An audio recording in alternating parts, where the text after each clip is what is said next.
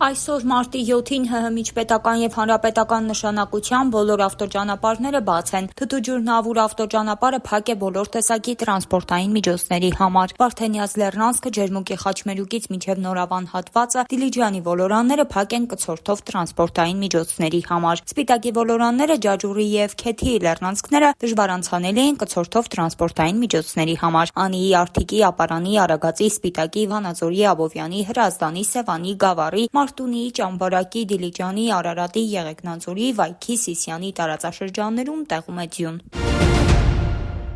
Հիդրոթերապևտաբանության եւ մոնիթորինգի կենտրոնը ներկայացրել է Երևանում մթնոլորտային օդի որակը փետրվարի 24-ից մարտի 2-ը։ Փոշու պարունակությունը գերազանցել է սահմանային թույլատրելի կոնցենտրացիան։ Կենտրոնում գրեթե ամբողջ շաբաթ նորքում փետրվարի 26-ից 27-ը Շենգավիթում չի գերազանցել, Արաբգիրում չի գերազանցել։ Ազոտի եւ ծծմբի երկօքսիդների պարունակությունները չեն գերազանցել սահմանային թույլատրելի կոնցենտրացիաները։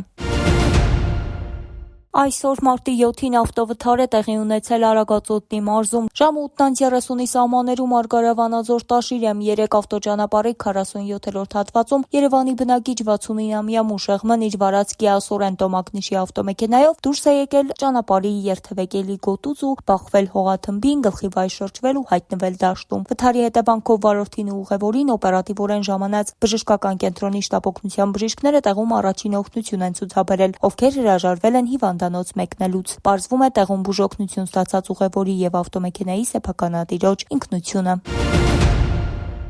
Իսրայելում այս պահին գտնվում է մոտ 2 տասնյակ ՀՀ քաղաքացի, այս մասին հայտնում են ԱԳՆ-ից։ Այս պահի դրությամբ նրանցից 4-ը տեղեկացրել են, որ դեռ նախընտրում են մնալ Իսրայելում եւ սպասել Բեն-Գուրիոն օդանավակայանի աշխատանքի վերսկսմանը։ Իսրայելի տարբեր համալսարաններում եւ ավագ դպրոցներում ուսանում են 1 տասնյակ ՀՀ քաղաքացիներ, ովքեր այս պահին Հայաստան վերադառնալու ցանկության մասին դեռ չեն տեղեկացրել։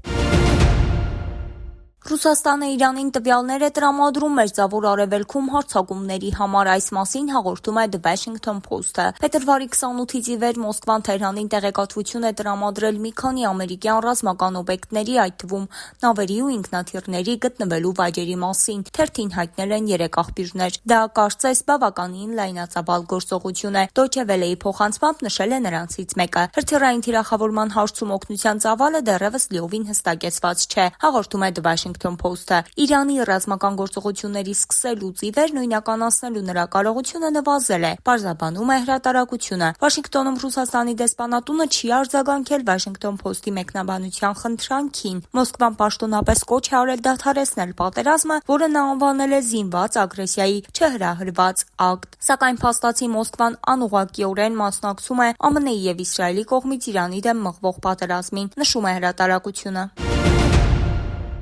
Դուբայում սկսել են մեծ զեղչերով վաճառել ոսկու ձուլակտորներ Մերձավոր Արևելքում իրավիճակի սրման պատճառով առաջացած մատակարարման խնդիրների ֆոնին։ Այս մասին հայտնում է Bloomberg գործակալությունը, հղում անելով իրազեկ աղբյուրներին։ Թրեյդերները առաջարկում են մինչև $30 զեղչ յուրաքանչյուր ունցիայի համար Լոնդոնի համաշխարհային հենանիշային ցուցանիշի համեմատ, նշված է նյութում։ Նշվում է, որ շատ հավանական գնորդներ հրաժարվում են թանկարժեք մետաղ գնելուց, քանի որ չեն ցանկանում կրել չափազանց բարձր ծախսեր դրա տեղափոխման ու ապահովագրության համար, առանց ժամանակին առաքման երաշխիք ստանալու։